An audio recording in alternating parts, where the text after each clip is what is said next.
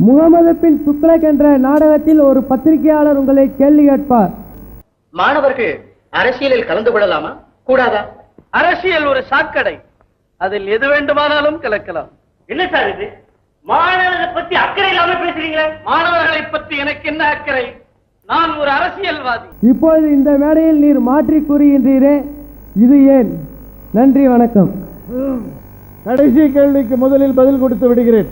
துக்ளக் நாடகத்தில் பத்திரிகையாளரின் கேள்விக்கு முகமது பின் துக்ளக்கின் பதில் அரசியல் ஒரு சாக்கடை, அதில் எது வேண்டுமானாலும் கலக்கலாம் என்பது.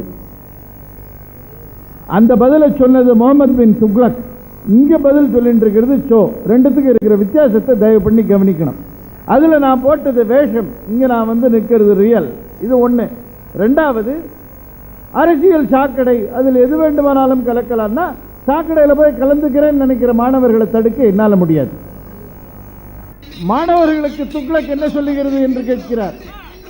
மாணவர்கள் அரசியலிலிருந்து விலகி நின்று தங்கள் பெற்றோர்கள் எதிர்பார்க்கிற மாதிரி படிப்பை ஒழுங்காக கவனித்து தங்கள் எதிர்காலத்திற்கு நல்ல வழியை தேடிக்கொண்டால் அதுவே அவர்கள் தங்களுக்கும் தங்கள் குடும்பங்களுக்கும் இந்த நாட்டிற்கும் செய்கிற சேவையாக இருக்கும்.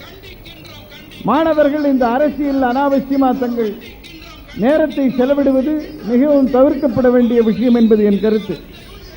ஒரு நாட்டுக்கு சுதந்திர போராட்டம் மாதிரி சில சமயங்கள் மாணவர்களுடைய ஈடுபாடு தேவைப்படலாம்.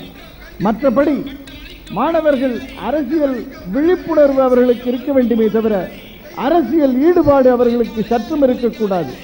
ஒவ்வொரு காலேஜிலையும் இந்த யூனியன் டிஎம்கே யூனியன் இவ்வளோ இருக்குது, இவ்வளோ காலேஜில் ஏடிஎம்கே யூனியன் இவ்வளோ இருக்குது, காங்கிரஸ் இவ்வளோ இருக்குன்னு அரசியல்வாதிகள் பெருமை பேசிக் கொள்ளுகிற அளவிற்கு கல்லூரிகளில் அரசியல் புகுந்து விட்டது.